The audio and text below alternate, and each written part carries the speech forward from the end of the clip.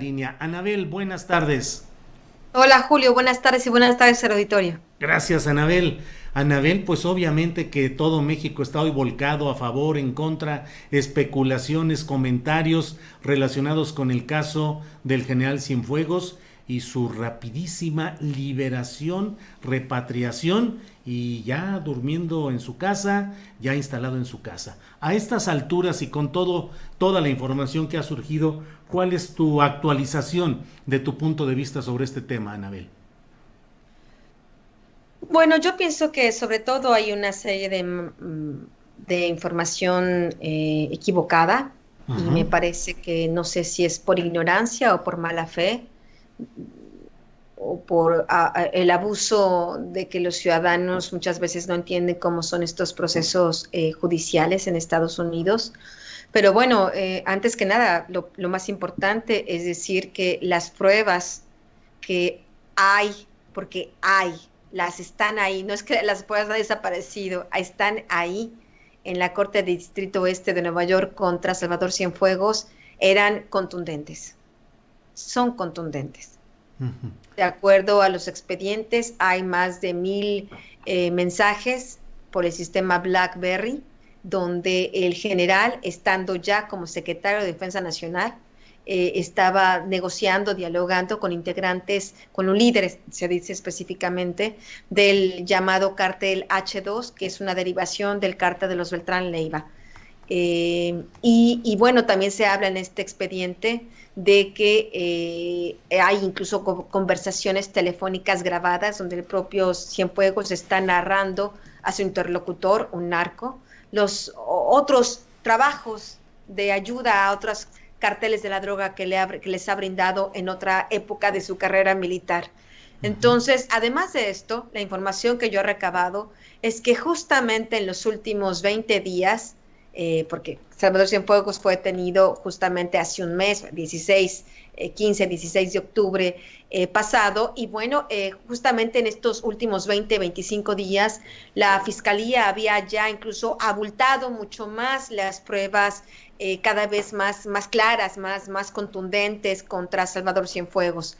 El tema es que el tema de Salvador Cienfuegos era muy incómodo para diversos grupos de poder en México que al final se aglutinan en uno solo, donde tienen muchas cosas en común. Es un hombre que estaba inserido en las Fuerzas Armadas desde hace mucho tiempo, que de acuerdo a la propia información que yo había obtenido, incluso antes de que en Nueva York se le abriera un proceso, es que el general había estado colaborando, ayudando con el cártel de los Beltrán Leiva y Sinaloa desde que él estuvo adscrito ahí a Acapulco Guerrero como responsable de esa región militar. Y bueno, que lo mismo siguió haciendo cuando estuvo como responsable de la región militar correspondiente a la Ciudad de México y Estado de México. Y bueno, evidentemente hay una larga cadena de personas involucradas en estas mismas protecciones. Salvador Cienfuegos, lo que he podido saber, conocer de viva voz, de personas que estuvieron presentes, era un hombre muy vinculado y muy cercano a Luis Cárdenas Palomino Uh-huh. y a Genaro García Luna. ¿Y por qué? Digo, en primer lugar, no sé si coincides en que en los términos prácticos, el gobierno federal actual, encabezado por su presidente de la República, Andrés Manuel López Obrador, pues a mí me parece que en términos políticos y declarativos está defendiendo al general Cienfuegos. ¿Coincides en que hay una defensa desde la presidencia de la República? Absolutamente. Yo creo que no se puede plantear de otra manera, Julio. Es Uh-huh. así y es una defensa absolutamente atípica y es una defensa que no es congruente con la primera expresión que hizo el propio presidente un día después de que Cienfuegos fue detenido. Sí. Si vemos las mañaneras y las vamos hacia atrás y vemos qué fue lo que dijo el presidente un día después de la detención de Cienfuegos, pues hasta la celebró. Sí. Sí. Él dijo que por su fortuna eso ocurría en los tiempos del neoliberalismo, recordarás. Sí. Utilizó la palabra Sí. Sí. neoliberalismo, utilizó la palabra de García Luna, de Cienfuegos, eran otros tiempos. Por fortuna esto ya no sucederá más en la 4T, en estos tiempos de la nueva transformación, de la transformación, bueno, pues cambió inmediatamente de opinión. Alguien lo hizo cambiar de opinión. Sería interesante que el presidente de la República nos compartiera por qué. ¿Por qué en esa conferencia dijo una cosa y después atravesó toda la diplomacia y todo el prestigio y todo lo que significa un Estado? Porque finalmente el presidente nos representa a los mexicanos, no es que se represente a sí mismo.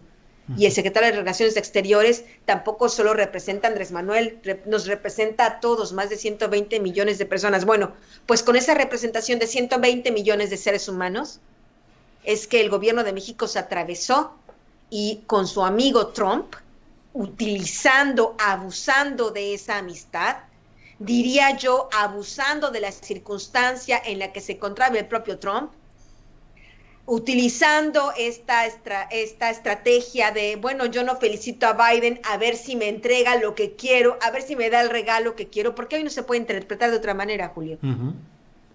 Hoy no se puede interpretar de otra manera toda esta cadena de hechos. Si uno debe ser observador y uno debe pues atar cabos, ¿no? Una cosa no está desvinculada de la otra. Para mí, al menos como mexicana, como periodista, no soy capaz de desvincular una cosa con otra.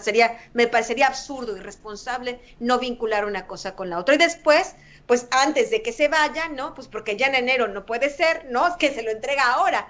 Y se lo entrega ahora porque ya iba a iniciar el juicio fast track contra Cienfuegos. Era tal la cantidad de información y de pruebas que iba a empezar ya. Entonces, antes de que empezara, porque ya iniciado el juicio, ya no se lo podía devolver. Claro. Tenía que ser antes de que ocurriera el juicio, y bueno, pues se lo devuelven estas circunstancias que, pues, Andrés Manuel piensa que es un lindo regalo y sin embargo, pues es una manzana envenenada. Sí, así es. Anabel, coincido plenamente. Anabel, luego del asesinato de Enrique Camarena y de Alfredo Zavala, hace ya décadas atrás, hubo una operación Leyenda que se encargó de cobrar la afrenta que, según su visión, había sucedido en México con este asesinato. Hay ya expresiones de inconformidad y enojo de segmentos de la DEA que dicen que los expusieron como unos tontos y unos irresponsables. ¿Podrá, al cambio, cuando llegue Joe Biden, si como todo apunta, llega a la presidencia de Estados Unidos, podría haber un revire de la DEA descubriendo más cosas, diríamos casi en venganza por este tema del general Cienfuegos? Bueno, Julio, y yo creo que por eso es preocupante también lo que hizo el presidente Andrés Manuel López Obrador, y es un foco de alarma, pienso que debe ser para los mexicanos, que aquí estamos rasgando las vestiduras como si el sistema de justicia mexicano funcionara. Como si todos los casos históricos pendientes que tenemos estuvieran los responsables en la cárcel, ni siquiera del 68. Ni siquiera de Acteal, ni siquiera del asesinato de Ruiz Massieu, ni siquiera de los normalistas desaparecidos en Ayotzinapa. Y podemos hacer una larga lista de casos. En México la estadística de la impunidad es del 96%. Ese es nuestro sistema de justicia. Los abogados y los comentaristas y etcétera, los que están aplaudiendo la decisión, sí, en México, la soberanía de México, la soberanía de la impunidad, de eso están hablando, de una impunidad porque recordemos que Genaro García Luna fue intocable durante el sexenio de Calderón, fue intocable durante el sexenio de Enrique Peña Nieto, y también intocable en el gobierno de Andrés Manuel López Obrador. No es que estuvieran haciendo nada, estaban haciendo nada, no estaba sujeto a investigación, no había una carpeta abierta por este nuevo gobierno en contra de él, ni contra de Luis Cárdenas Palomino. El Chapo Guzmán, ¿esa es la justicia de México? El Chapo Guzmán se escapó 2 veces, tendremos que recordarlo. ¿Cuántas veces tendremos que recordar la humillación de la justicia mexicana con este hombre se escapó 2 veces? Anabel, dentro de un orden de hipótesis, porque no podemos más que tener hipótesis a estas alturas, ¿cómo colocas? ¿Colocas en primer lugar la posibilidad de que haya habido malestar, enojo de la élite militar mexicana y por eso el presidente de México, López Obrador, cedió a la intención de presionar en Estados Unidos para conseguir la devolución de Cienfuegos, eso, o hay todavía protección a ciertos segmentos del gobierno de Enrique Peña Nieto? ¿Cómo ves estas hipótesis? Pues mira, es tan grave lo que está sucediendo que pues una hipótesis efectivamente es que el presidente pudo ser chantajeado, presionado, que nos diga quién lo chantajea y lo presiona, porque tal vez todos estos millones de votos que él tuvo aquel año 2018 le pueden servir para que no se sienta chantajeado y para que actúe como un presidente que realmente está en busca de la justicia y no de la impunidad. Por otro lado, bueno, pues evidentemente estamos hablando ya, Julio, de una cadena de hechos que nos debe llamar a la reflexión. Me parece que el presidente ha sido víctima de una trampa. Si a mí me preguntas, prefiero pensar eso, que ha sido víctima de una trampa, que alguien lo encerró en una sola opción, casi como un ultimátum. Cuando él reflexione de lo que hizo, cuando él vea la espiral de consecuencias de lo que hizo, se dará cuenta que quien se lo aconsejó, quien se lo pidió, no es su amigo y lo metió en una trampa, porque ahora resulta que será este gobierno de la Cuarta Transformación la que le va a limpiar la cara a esos corruptos, y no solo eso, sino hasta los va a exonerar, cuando sabe que la Fiscalía General de la República está penetrada por esos mismos grupos de corrupción, cuando sabe que él no puede hacer nada, porque hoy no son los tiempos de Enrique Peña Nieto, donde podía decirle a Murillo Karam, di esto, di lo otro, haz aquello. No, ya no puede. Ahora, constitucionalmente, la Fiscalía, pues solo depende del señor Gertz Manero, y como el señor Gertz Manero, pues parece no atender muy bien el despacho, pues depende de todas estas personas que están involucradas ahí con Genaro García Luna. De nueva cuenta, García Luna involucrado a su vez con Salvador Cienfuegos. Entonces estamos hablando de una historia realmente de terror, lo que estamos viendo los mexicanos, y que tendrá graves consecuencias y un gravísimo mensaje de impunidad para todos. De la Operación Padrino, que es como bautizaron esta cometida de la DEA contra Cienfuegos, al rescate del soldado Cienfuegos, se ironiza en las redes sociales sobre este tema. Anabel, esta rapidez, en la mañana el presidente de la República hablando en la conferencia mañanera, igual que el canciller. Poco después, la juez en Nueva York. Y en menos de 12 horas ya está el general Cienfuegos en México, y en 32 minutos lo despachan para que se vaya a su casa tranquilamente. Como ciudadana y como periodista, ¿qué reflexiones o qué sentimientos te evoca esta estampa, Anabel? A ver, Julio, esta situación de lo que pasó es escandaloso en todos los ámbitos que se pueda ver, tanto en Estados Unidos como en México. Yo pienso, habrá sendos reportajes e investigaciones sobre esta situación que hizo Trump, porque de nuevo estamos hablando de una maniobra política. Que la sociedad no se equivoque. Aquí Salvador Cienfuegos no fue exonerado. Nadie ha dicho que las pruebas no eran sólidas. Fue una maniobra política, un favor que Trump le hizo a Andrés Manuel, el mismo favor que Trump le hizo al presidente de Turquía, al responsable, al presidente de Turquía, cuando estuvo presionando a la Fiscalía de Manhattan que se desistieran de los cargos contra una serie de bancos y funcionarios públicos turcos. Y fue la misma maniobra, no fue una maniobra de justicia, fue una maniobra política. La misma maniobra política de Trump cuando quiso que uno de su gente implicados en el caso ruso, también en Manhattan, quiso presionar para que se desistieran de los cargos, y ya se le exonerara, ya se declarara su inocencia. Aún eso está en veremos, porque la juez ha dicho no, este proceso aún no termina, y Trump utilizando su poder político de una manera inusual, porque si bien es cierto, es una facultad del presidente americano, esto no se hace, no es bien visto por los ciudadanos, ni por los fiscales, ni por los jueces en Estados Unidos, y tendrá sendas consecuencias también allá para mensajes terribles para los ciudadanos, porque no olvidemos que los delitos que se le están acusando a Cienfuegos son delitos que atentan contra las leyes de Estados Unidos. Si las acusaciones son estuvo traficando drogas a Estados Unidos, bueno, evidentemente esos delitos traspasaron la frontera y se terminaron cometiendo en Estados Unidos. Así que nadie diga que, como son delitos cometidos en México, que los juzguen los mexicanos, pues no es el caso. El gobierno americano tenía el derecho a juzgar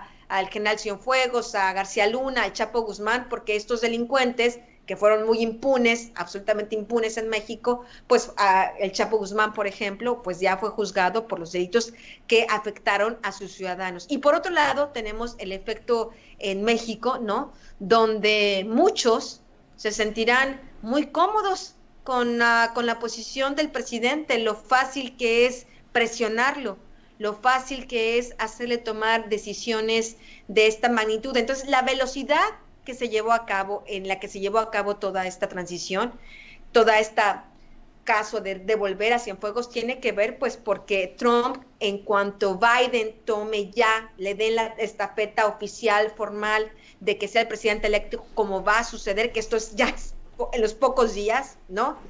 Pues habrá perdido toda la capacidad de hacer una maniobra como la que hizo. Por eso la urgencia, porque la hacía ahora o no podía hacerla. Ningún otro fiscal ni ningún otro juez hubiera hecho una cosa semejante. Bien, Anabel, hablas de maniobras políticas, de trampas, de que alguien pudo haberle presentado una sola opción al presidente de la República, López Obrador. Pues en las novelas policíacas se dice sigue la pista del dinero y puedes encontrar, o piensa a quién beneficia todo esto. Y te voy a decir una cosa, a quien beneficia todo esto es a Marcelo Ebrard, un precandidato a la presidencia de la República, que es quien ejecutó como diplomático todo este tema y que es además pues quien queda hoy pues como una especie consolidada de vicepresidente de la República, que explica, que maneja, que controla. ¿Crees que tiene Marcelo Ebrard una cuota importante de responsabilidad en esta trampa política? Mira, Julio, a mí me encantaría leerte una cosa que leí hace un momento, que me parece una respuesta perfecta para lo que tú estás preguntando. Sí. Porque hablaba de que no investigar, no hacer nada en casos Cienfuegos sería suicida. Sí. Él se refiere al tema de justicia. Sí. Bueno, pues yo en este caso no coincido contigo, porque pienso que uno de los primeros damnificados de esta maniobra, y tal vez ni siquiera se haya dado cuenta todavía, es justamente Marcelo Ebrard. ¿Con qué credibilidad él puede plantearse en un futuro no muy lejano como precandidato a la presidencia? ¿Con qué tipo de argumento contra la impunidad?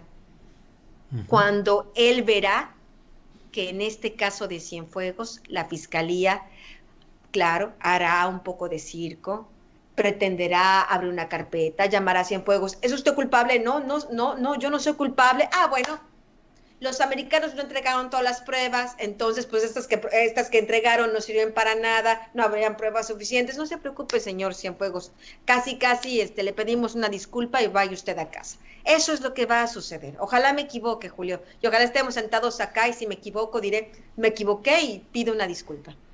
Pero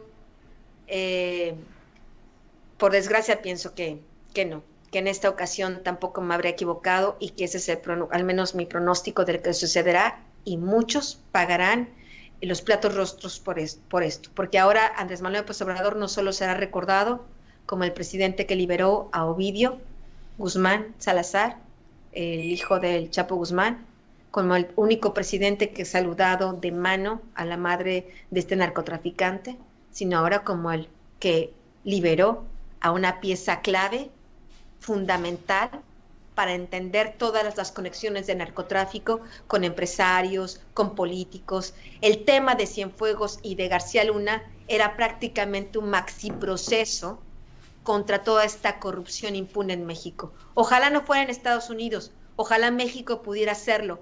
No lo hicieron, no lo han hecho, no lo harán, Yo no digo que la justicia americana es genial y que qué bueno que la hagan los gringos, que mejor que nos encontremos en esta situación. No, lo ideal sería que lo hiciera México, pero México, lo sabemos, no es capaz. Tenemos que, más allá de la soberanía de la impunidad, pensar en la soberanía verdadera, que es que tengamos instituciones que funcionen. Las instituciones no funcionan, y detener a estos funcionarios o exfuncionarios de tan alto nivel, de tan grande influencia en México, libres y corruptos, pues mejor que al menos en algún lugar del mundo exista algo de justicia. El Enrique Peña Nieto quedó marcado en su sexenio por el caso de Iguala, de los normalistas de Ayotzinapa. ¿Crees que en lo que va del sexenio del presidente López Obrador ya su marca es las liberaciones de Ovidio y de Cienfuegos? Pienso que será una de las cosas por las que se recordará por siempre, porque estos dos eventos han tenido, así como el caso de Ovidio, recordarás, ha tenido efectos colaterales, otros narcotraficantes que atacan a las autoridades, que dicen, no, pues no me detienes, a ver, llévame, deténme, ¿no? Sabemos los efectos colaterales que ha tenido, pues lo mismo tendremos con Cienfuegos, pues, pero en el caso de grupos de crimen organizado de mayor nivel, político y económico, que pues se sentirán ahí. Ahora, no solo no irán a prisión, sino ahora son exonerados por el manto blanco e incólume de la 4T. ¿De verdad eso estamos viviendo? ¿Por qué, Anabel? ¿Por qué toda la esperanza en un cambio, la esperanza en que haya justicia, en que se combata la corrupción y la impunidad? Toda esta esperanza se ve trastocada. ¿Por qué? ¿Por qué intereses tan densos pueden Yo cambiar? pienso, Sí, yo pienso, Julio, sin querer especular, eh, que tenemos realmente que investigar qué es lo que está pasando, porque independientemente de cualquier otra cosa, el presidente de la República está obligado a rendir cuentas a la sociedad. Estos discursos que han dado de la justicia, la soberanía, pues no, sabemos que no es verdad, sabemos que no es así, y la Fiscalía investigará a Cienfuegos, sabemos que no es así. El sí, señor Cienfuegos pertenece al mismo grupo de poder fáctico, es parte fundamental, está ahí junto con ellos, del poder fáctico que el presidente un día prometió que iba a acabar. Pues ujú, no, hoy exonerando a Cienfuegos no tiene idea de la repercusión que tendrá con los otros, que se sí. sentirán más impunes y libres de hacer sus crímenes. Anabel, muchas gracias por esta oportunidad de platicar contigo. Cierro solo preguntándote cómo te va en las redes sociales y en los comentarios en los que has sido una heroína de la libertad de expresión, una periodista comprometida, un ejemplo nacional, y cuando empiezas a emitir este tipo de críticas, lo veo aquí en el chat de este nuestro programa, las cosas cambian y entonces ya la heroína de ayer se convierte hoy en una cosa distinta. ¿Cómo te ha ido con este tema? Pues mira, yo no tengo Twitter, no tengo Facebook, me entero muy poco, Julio. Yo más que vivir en la vida virtual, me gusta vivir en la vida real, en lo que puedo ver, en lo que puedo comprobar. Y bueno, lo que puedo decir es, yo nunca le he gustado a nadie, ni pretendo ser reina de la primavera, no me interesa. No, no, no, no quiero que nadie tener fans, ni mucho menos. No, no es mi ambición como ser humano ni como periodista. Mi único anhelo es poder seguir congruente conmigo misma. Anabel, Esto que estoy diciendo es lo que habría dicho y lo que dije en el sexenio de Fox, en el sexenio de Calderón, en el sexenio de Enrique Peña Nieto. Yo solo quisiera ponerte en un lugar hipotético, Julio. sí. Juguemos a la imaginación. Que esto mismo que pasó ayer, el señor Cienfuegos regresando así como gran señor, lo hubiera hecho Felipe Calderón, si lo hubiera hecho Enrique Peña Nieto. ¿Estaría el país ardiendo? ¿Cuáles serían los comentarios? ¿Qué dirían los que ahora apoyan a la 4T? ¿Qué dirían si no fuera Andrés Manuel, si fueran otros? Claro, claro. Yo Claro. como periodista me siento en la obligación ética, moral, congruente de, de hacer una crítica constructiva, porque constructiva en el sentido de buscar la verdad, tratar de entender, tratar en primero de decir esto no es normal, esto no es correcto, tenemos que saber qué fue lo que pasó porque esto no es correcto. Bueno, pues lo mismo que yo hubiera aplicado a cualquier otro expresidente, lo hago ahora y lo seguiré haciendo en el futuro, porque los expresidentes van y vienen. Los que nos quedamos arruinados, empobrecidos, con más muertos, con más desaparecidos, con más injusticia, somos los 120 millones de mexicanos. Estos no nos vamos, nos quedamos ahí, sufriéndolos uno tras otro. Bueno, pues el poder está para rendir cuentas. Yo no tengo ningún complejo servil. Yo no soy servil, ni lo seré jamás con nadie. Anabel, muchas gracias por todo lo que nos dices, por tus reflexiones y por tu postura como periodista. Como siempre, con admiración, con respeto. Gracias, Anabel. Un Y abrazo. seguiremos. Gracias. Gracias.